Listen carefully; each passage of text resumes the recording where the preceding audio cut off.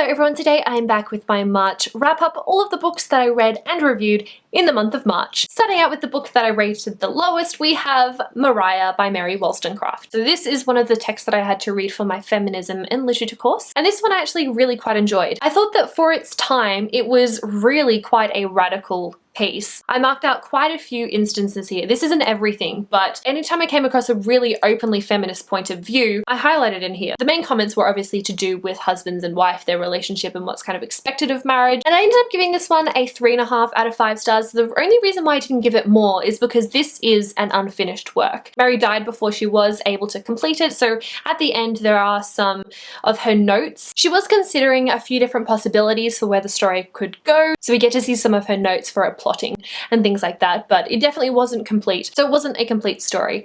So I felt like I couldn't really give it a full rating, if you know what I mean, because it wasn't finished. I also listened to an audiobook, and that was of Lair of Dreams by Libba Bray, the sequel to The Diviners by Libba Bray. I absolutely love listening to these books on audiobook. I think the narrator is absolutely perfect. She's able to capture all of the characters really well with all of the different accents, really captures the atmosphere of 1920s New York City. And I ended up giving Lair of Dreams a 4 out of 5 stars. Not quite as good as The Diviners, but I still really enjoyed it. In this one, we meet a few more characters as well, and we have a really nice diverse cast of characters too. But I found that with this one, the first half of the novel was a little more slower in pace. There's a bit of a trend here with a lot of the books that I'm reading recently, where the first half is quite slow in pace, and then things pick up. Kind of funny, isn't it? It did give us a really good opportunity to get to know the new characters and to dive into the Diviner world a little bit more as well, which is really cool. But again, it was a little bit slower in terms of action than I was hoping for until later on. I also listened to the audiobook of Running Like China by Sophie Hardcastle. Obviously, I do have a physical copy of this book,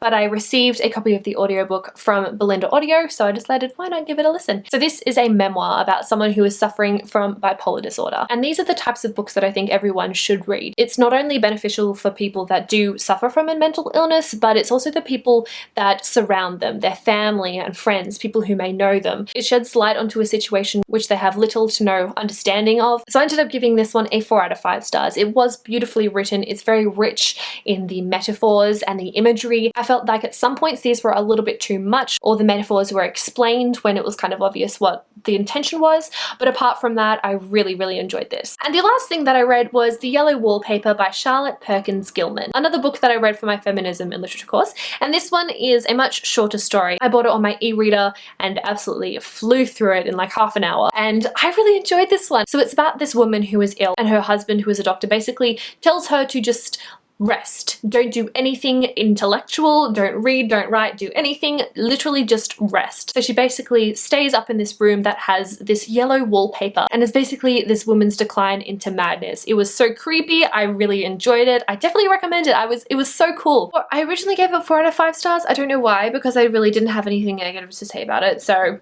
let's just give it a 5 stars, why don't we? So those are all of the books that I read during the month of April, and now moving on to those that I reviewed. The first review that I did this month was on My Sister Rosa by Justine Labalestiere. This is a book that I highly recommend. It's written by an Australian author as well, which is a bonus. But the story is about Che, who moves to a new country with his family, which is chaotic enough, but add to the fact that his younger sister is a psychopath, and things are quite intense, to say the least. So Che has taken on the role of kind of trying to stop his sister Rosa from doing anything really dangerous. Wonderful book. And if you want to know any more, check out my review. And this month I also reviewed Crown of Midnight by Sarah J Maas, the sequel to Throne of Glass. If you have not read Throne of Glass, I would not advise watching the review. It is spoiler free for Crown of Midnight, but it will obviously spoil the ending of Throne of Glass. If you want to know my thoughts on the first book, then I'll also leave the review linked down below. But this one I gave a 4 out of 5 stars, so if you want to know a little bit more about what I thought about it, check out the review. And that was when my camera died. I pretty much was just going to say I won't be doing an April TBR video this month. I'm in the middle of reading a lot of books at the moment, so I'm basically just trying to finish all of those. I should also probably mention that I did start House of Leaves, and I'm currently in the middle of it, and it's whoa,